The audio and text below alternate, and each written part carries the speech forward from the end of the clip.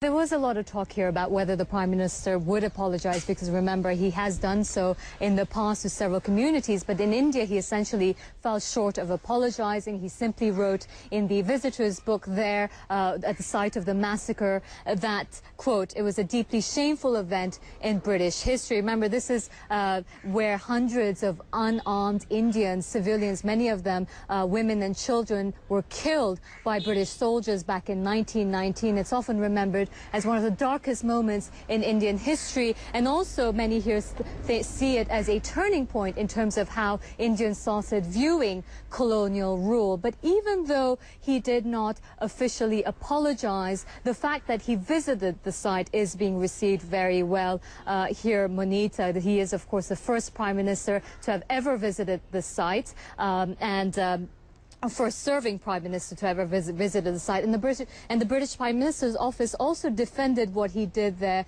saying that you have to be careful about going around and apologizing for things that happened 40 years before the Prime Minister was born.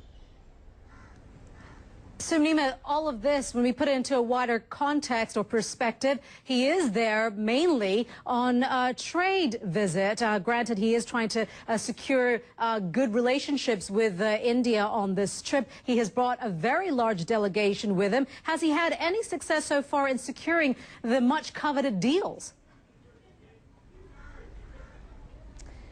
Not in terms of the intergovernmental deals between Britain and India, but there were quite a few deals signed between British and Indian companies. So yes, the trip is being seen as a success, not just because he was able to improve ties, trade ties between the two countries, but also improve the people-to-people ties. Remember, Monita, a lot of that trip was dominated by that helicopter scandal, allegations that an Anglo-Italian company paid kickbacks to secure a $750 million deal. So no mega deals were signed, but at the same time, he seems to have struck a chord with the Indian people.